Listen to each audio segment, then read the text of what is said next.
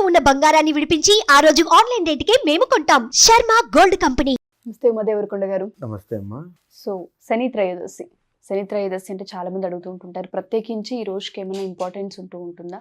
రాసుల వారిగా కనుక మేము చూసుకుంటే ఏమైనా పరిహారాలు చేయాల్సి ఉంటుందా? చాలా మంది అష్టమ శని, అర్ధాష్టమ శని ఇబ్బంది పడుతూ ఉంటుంటారు. వాళ్ళకి ఏమైనా ఊరటనిచ్చేలా ఇవాళ ఏమైనా శాంతి పరిహారం చేయొచ్చు అంటారా? ముఖ్యంగా మన ధర్మంలో కానీ మన జ్యోతిష్ శాస్త్రంలో కానీ కొన్ని ప్రత్యేకమైన తిథులకి, వారాలకి, నక్షత్రాలకి, అదేవిధంగా ఆయనాలకి అలా ప్రతిదానికి ఒక్కొక్క రకమైన ప్రాధాన్యత అనేది ఇచ్చారు.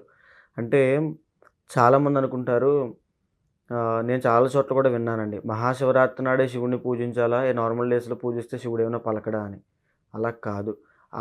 ఆయా తిథుల్లో ఆయన యోగంలోంచి బయటికి వచ్చి మనకి ప్రసన్నత చేకూరుస్తాడు. అందుకోసం మనం పూజిస్తాం.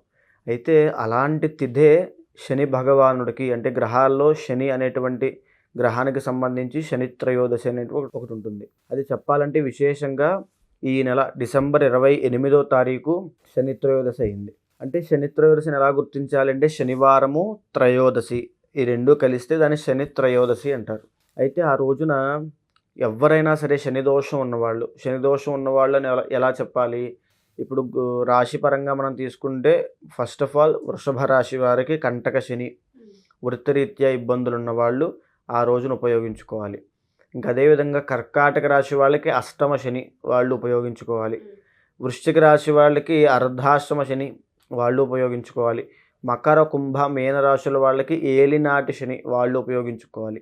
దీని తరువాత జాతకంలో శని యొక్క మహాదశ అయినా, శని యొక్క అంతర్దశ నడుస్తున్నా, లేకపోతే శని నీచ స్థితిలో ఉన్నా, లేకపోతే శని ఏ మారకుడో ఏ ఇబ్బంది పెడుతున్నా, అంటే జాతకంలో శని దోషం ఉన్నప్పటికీ కూడా ఈ శని త్రయోదశిని ఉపయోగించుకుంటే శని యొక్క అనుగ్రహం సంపూర్ణంగా కలుగుతుంది. అయితే మనం చెప్పుకుంటాం శని కర్మకారకుడు అండి. కర్మకారకుడు అంటే ఆయన కొత్తగా మనకేమి కష్టాలు ఇవ్వడు. ఆయన రాగానే మనకేమి కష్టాలు రావు. మనం చేసుకున్నటువంటి పాపానికి ప్రతిఫలంగా మనం కష్టాలు అనుభవిస్తూ ఉంటాం. అది ఎప్పుడు అనుభవిస్తాం? శని యొక్క పీరియడ్లోనే అనుభవిస్తాం. అంటే గురుడు జ్ఞానానికి, ధనానికి కారకుడు. అదేవిధంగా శుక్రుడు భోగానికి కారకుడు. శుక్రుడు వచ్చాడు అంటే మీ జాతకంలో భోగం వస్తుంది. భోగము, సుఖము అనుభవిస్తారు. ఎలా అనుభవిస్తారు? మీరు చేసుకున్న పుణ్యానికి రిఫ్లెక్షన్ వల్ల. అదేవిధంగా శని వచ్చాడనంటే కర్మ అనుభవిస్తారు. మీరు చేసిన పాపకర్మకి రిఫ్లెక్షన్ అక్కడ అనుభవిస్తారు. అంటే ఎవరి రోల్ వాళ్ళు ప్లే చేస్తూ ఉంటారు. అలాగే శని కూడా చేస్తూ ఉంటారు. సో శని ఎవరు తిట్టుకోవాల్సిన పని లేదు. ఆయన నిజానికి మంచిగా చేస్తూ ఉంటారు. అయితే శని త్రయోదశి నాడు ఏం చేస్తే మంచి జరుగుతుంది? ముఖ్యంగా ఆ రోజు ఉదయమే తలస్నానం చేయాలి. శనివారం నాడు సూర్యోదయం తరువాత పడుకుంటే ఇంకా దరిద్రం పెరుగుతుంది. శనివారం నాడు సూర్యోదయం తరువాత ఎవ్వరూ పడుకోకూడదు. శనివారం సూర్యోదయం కంటే ముందే నిద్రలేచి ఆ రోజు తలస్నానం చేసి మీ ఇంట్లో వెంకటేశ్వర స్వామి దగ్గర దీపం పెట్టండి మొదటిగా. ఆ తరువాత గుడికి వెళ్ళి, శివాలయంలో నవగ్రహాలు ఉంటాయి, లేదా శనికి సంబంధించిన ప్రత్యేకమైన ఆలయం మన ఆంధ్రప్రదేశ్లో మందపల్లి అనేటువంటి క్షేత్రంలో ఉంది. అక్కడైనా పర్వాలేదు. మీ దగ్గరలో ఉన్న శివాలయంలో ఉన్నటువంటి నవగ్రహాల్లో ఉన్న పడమర దిక్కులో శని భగవానుడు ఉంటాడు. ఆ శని వద్దకు వెళ్ళి అక్కడ నల్ల నువ్వులు అందరికీ తెలిసే ఉంటాయి. నల్ల నువ్వుల నూనె, పత్తి అంటే కాటన్ అండి, మేకు, ఉప్పు, రాక్ సాల్ట్, తర్వాత నల్లగుడ్డ. స్వామి నలుపు రంగు ఇష్టపడతారు కాబట్టి నల్ల జాకెట్ ముక్క కానీ నల్లగుడ్డ కానీ అవి, తర్వాత ఆవు పాలు, తర్వాత వచ్చేసి కొబ్బరికాయ, ఇవన్నీ తీసుకుని వెళ్ళి స్వామి వద్ద ఈ నేను చెప్పిన వస్తువులన్నీ కూడా నల్ల నువ్వులు, మేకు ఇవన్నీ కూడా ఆయన వద్ద పెట్టేసి మిగతా వాటితో అభిషేకం చేసి ఆయనకు ఒక ప్రత్యేకమైన మంత్రం ఉంది. ఓం మందేశ్వరాయ నమః అంటారు. లేదా శ్లోకపూర్వకంగా మనం చూసుకుంటే నీలాంజన సమాభాషం రవిపుత్రం యమ అగ్రజం ఛాయా మార్తాండ సంభూతం తం నమామి శనైశ్చరం అనేటువంటి మంత్రానికి 9 సార్లు కానీ 19 సార్లు కానీ 54, 108 సార్లు జపం చేస్తూ ఒక ప్రదక్షిణమో 3 ప్రదక్షిణాలో మీ యొక్క శరీర ఆరోగ్య స్థితిని బట్టి 9 ప్రదక్షిణాలు చేస్తే లేదా 19 ప్రదక్షిణాలు చేస్తే ఆయన ప్రీతి పొందుతాడు. కాబట్టి 19 ప్రదక్షిణాలు చేసి ఆ తరువాత చాలామంది శనికి సంబంధించిన పూజ చేసిన తర్వాత కాళ్ళు కడుక్కోవాలా, చేతులు కడుక్కోవాలా, లేకపోతే ఆయన మనం చంపేస్తాడేమో అనుకుంటారు. కానీ నిజానికి అది కరెక్ట్ కాదండి. ఇప్పుడు ఉదాహరణకి మనం ఏదైనా ఒక మినిస్టర్ దగ్గరికి వెళ్ళామనుకోండి, ఆయనకి నమస్కారం పెడతాం, లేదంటే షేక్ హ్యాండ్ ఇస్తాం. షేక్ హ్యాండ్ ఇచ్చిన వెంటనే మనం వెళ్ళి చేయి కడుక్కున్నాం అనుకోండి, ఆయన అవమానించినట్టు. అవమానించినట్టే కదా. అలాగా ఆయన దగ్గరికి వెళ్ళిన తర్వాత ఎలాంటి కాళ్ళు చేతులు కడుక్కోవాల్సిన అవసరం లేదు. కాకపోతే చాలామంది నవగ్రహాల లోపలికి వెళ్ళినప్పుడు ఆ లోపల ఉండేటువంటి నల్ల నువ్వులను కానీ వాటిని కానీ తొక్కుతూ ఉంటారు. సో అవి తొక్కినప్పుడు మాత్రం ఖచ్చితంగా కాళ్ళు చేతులు కడుక్కోవాలి. కాళ్ళు చేతులు కళ్ళు కడుక్కోవాలి. లేకపోతే మీరు బయట నుంచి దండం పెట్టుకున్నట్లయితే అసలు అలాంటివి ఏమి చేయాల్సిన అవసరం లేదు. నమస్కారం చేసుకొని డైరెక్ట్గా శివాలయానికి వెళ్ళి, పక్కనే ఉన్నటువంటి ఆలయంలో ప్రాంగణంలో ఉన్న శివాలయంలోనికి వెళ్ళి శివదర్శనం తప్పకుండా చేసుకోవాలి. శివారాధన చేసినా, ఆంజనేయ స్వామి యొక్క ఆరాధన చేసినా, వెంకటేశ్వర స్వామి యొక్క ఆరాధన చేసినా ఈ యొక్క శని దోషం పరిపూర్ణంగా పోతుంది. ఓకే. కాబట్టి తప్పకుండా శివదర్శనం చేసుకోవాలి. ఇంటికి వెళ్ళిన తర్వాత ఏదైతే మనం పదార్థములు స్వామికి ఇందాక నల్ల నువ్వుల నూనె ఇచ్చాము, నువ్వులు ఇచ్చాము, తర్వాత రాక్ సాల్ట్ మనం స్వామివారికి సమర్పించుకున్నాము, కొబ్బరికాయ కొట్టి సమర్పించుకున్నాము, ఆవు పాలు సమర్పించుకున్నాము. ఇవన్నీ ఏదైతే ఆయనకి సమర్పించుకున్నామో ఆయన మీద గౌరవంతో, ఆయన మీద భక్తితో ఆయనకి ఇచ్చినటువంటి వస్తువులు ఆ రోజు మళ్ళీ సూర్యోదయం అయ్యేంత వరకు అవి తినకూడదు. మిగతా వస్తువులు ఏవైనా తినచ్చు, నూనె పదార్థములు తినకూడదు, ఓకే. తరువాత నువ్వులకు సంబంధించిన పదార్థములు తినకూడదు, కొబ్బరికి సంబంధించిన పదార్థములు తినకూడదు. ఇలాంటివి ఆయన మీద గౌరవంతోనే.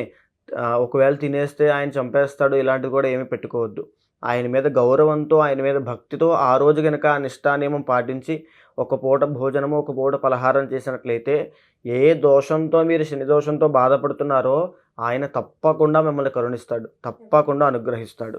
అయితే నేను మళ్ళీ చెప్తున్నానండి, ముందుగా వృషభ రాశి, తరువాత కర్కాటక రాశి, తరువాత వృశ్చిక రాశి, మకర, కుంభ, మీన రాశుల వాళ్ళు, ఈ రాశుల వాళ్ళు తప్పకుండా ఆ రోజున ఓం మందేశ్వరాయ నమః, అర్థమైందండి, ఓం మందేశ్వరాయ నమః అనేటువంటి మంత్రాన్ని ఆ రోజు జపం చేసినట్లయితే శని యొక్క దోషం పోతుంది, శని యొక్క అనుగ్రహం కలుగుతుంది.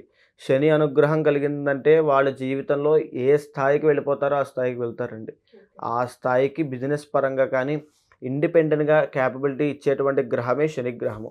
కాబట్టి ఆ రోజు తప్పకుండా ప్రతి రాశి వారు చేయండి. ముఖ్యంగా వృషభ రాశి, కర్కాటక రాశి, వృశ్చిక, మకర, కుంభ, మీన రాశుల వాళ్ళు ఓం మందేశ్వరాయ నమః అనే మంత్రాన్ని జపం చేయండి. తప్పకుండా అండి. సో ఎవరైతే మా ఈ వీడియో చూస్తూ ఉంటుంటారో, శని త్రయోదశి అనేది ఒక మంచి రోజుని మనం చెప్తూ ఉంటుంటాము. ఈ రోజు కనుక మనకి ఏదైతే ఒక నెగిటివ్ ఎనర్జీ పోయి పాజిటివ్ని అట్రాక్ట్ చేయాలనుకుంటూ ఉన్నారో వాళ్ళందరికీ కూడా ఈ మంత్రాన్ని జపిస్తూ మీరు కనుక దైవనామస్మరణతో ఉంటే కనుక మీరు అనుకున్నది ఏదైతే ఉంటుందో డెఫినెట్గా నెరవేరుతుందని చెప్తున్నారు. అండ్ దాంతోపాటు అమావాస్య రోజు మనం క్లాస్ పెట్టాం కాబట్టి అడుగుతూ ఉన్నాను, ఎస్పెషల్లీ పూజను మనం చెప్తూ ఉంటుంటాం. ఈ పూజకు సంబంధించిన డీటెయిల్స్ ఏంటి అండ్ ఏ విధంగా ఉండే అవకాశం ఉంటుంది అంటారు? డిసెంబర్ 30వ తారీఖు నుండి అమావాస్య మూలా నక్షత్రం అయింది. అది అత్యంత శక్తివంతమైంది. ఇది దేనికోసం అండి శక్తివంతమైంది? అమావాస్య కొత్తగా చేస్తున్నారు ఏమిటండి అనుకుంటారు చాలామంది. కానీ మా పీఠంలో ఎప్పటి నుంచో జరుగుతున్నాయి ఇవన్నీ కూడా. ఈ అమావాస్య నాడు ఈ అర్ధరాత్రి పూట సూర్యాస్తం అయిన తర్వాత సాయంత్రం రాత్రి చేయడం వల్ల తొందరగా కోరికలు సిద్ధిస్తాయండి. అంటే అమ్మవారి యొక్క అనుగ్రహం తొందరగా కలుగుతుంది. లక్ష్మీదేవి తొందరగా మనకి వశం అవుతుంది. లక్ష్మీదేవి కళ్ళల్లో తొందరగా మనం పడతాం. అలాంటి సమయం అది. కాబట్టి ఆ సమయంలో చేయడం వల్ల ఎలాంటి దోషము ఉండదు. మీరేమీ కంగారు పడాల్సిన అవసరం లేదు. తప్పకుండా ఆ రోజు రాత్రి జరిగేటువంటి లక్ష్మీ గణపతి మరియు అష్టలక్ష్మీ హవనంలో పాల్గొనండి. మీకున్నటువంటి ఆర్థిక సమస్యలకి, రుణ బాధలకి, కుటుంబపరమైన చిక్కులకి, ఆస్తి తగాదాలకి ప్రతి ఒక్కదానికి కూడా పరిష్కారం కనబడుతుంది. మీకు ఆ డీటెయిల్స్ అన్నీ కావాలి అనుకుంటే కింద ఉన్నటువంటి నెంబర్కి మీరు ఫోన్ చేస్తే వాళ్ళు తప్పకుండా మీకు ఆ వివరాలన్నీ అందజేస్తారు. మీరు రాలేని పక్షంలో ఆన్లైన్లో కూడా మీరు దర్శనం చేసుకోవచ్చు. ఆ సౌలభ్యం కూడా ఉంది.